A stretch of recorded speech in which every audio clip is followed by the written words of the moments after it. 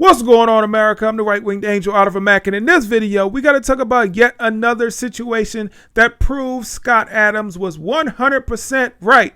That's right. This story is about 3 elderly white people whose lives were cut short by a black man. And now we have to ask the question, how would the mainstream media have handled this story if the races of the victim and the perpetrator had been switched? Let's check this out. Police outside of Boston say they've captured the man who stabbed a husband and wife celebrating their 50th wedding anniversary. The suspect in the murders of Bruno and Gilda DeMore and her 97-year-old mother will face a judge today. Their bodies were found in their home in Newton. The suspect lived nearby, and a neighbor says he struggled with mental health issues. Police say the attack was apparently random. Unbelievable. Yet another story we're seeing about a mentally ill person, unfortunately a lot of times they're black, that randomly ends or attacks someone. And in this situation, it was a black person who attacked and ended the lives of 3 white people, of 3 elderly white people for no reason at all. Now, it's not fair to assume that he did this because he's black and they were white. I'm not going to be someone who does that. But what do you think would have happened if the roles were reversed? If a white person broke into a random black person's house and ended the lives of 3 black people? The media needs no excuses to cry racism, right? The media, if it's any situation involving a black person and a white person where the black person is the victim, it's automatically racism. We heard George Floyd. That was automatically racism. Even though the prosecution didn't even try to pursue a racism angle, nope, it was racism. Derek Chauvin killed George Floyd because George Floyd was black. We have every situation involving a white police officer and a black individual, it's automatically deemed as racism. But when you have these situations where someone actually committed an act of violence against other people, that's not racism.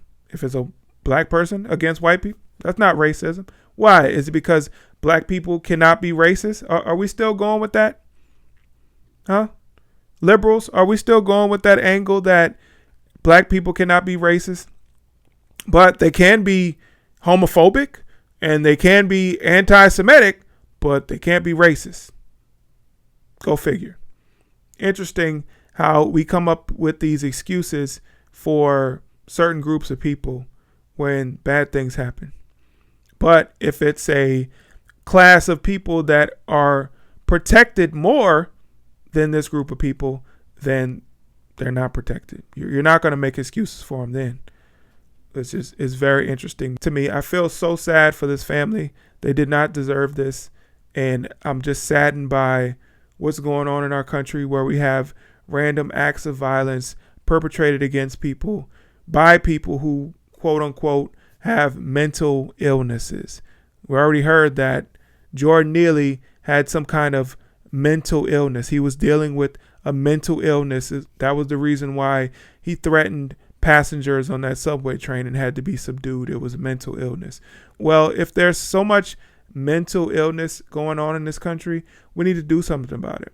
Everybody wants to try to go after guns, but nobody wants to tackle the real issue that is plaguing our country, and that's mental illness. And that's people like this individual that ended the lives of these elderly people for no reason at all. Now, he broke into their house and then off 3 people, 3 elderly people. What if it did have something to do with race? What if he targeted these people because of their race? So we can assume that a police officer who ends up using deadly force, a white police officer who ends up using deadly force against a black suspect who is not complying, it's safe to assume that that's racism, right? Nobody has an issue, except people on the right, has an issue with that narrative that he must have killed that suspect, not because he was threatening the officer's life. No, it was only because of racism. Not because he didn't comply and the officer was forced to do what he had to do to protect his safety and well-being. Nope, it's only because of racism. That's almost universally accepted by people on the left. But if a black man breaks into the house of an elderly couple and kills the elderly couple and their mom, and the woman's mom, who was in her 90s, that's not racism. How does that happen? How is one assumed and perceived racism, but the other one is not? When the other one was a random act of violence against random people.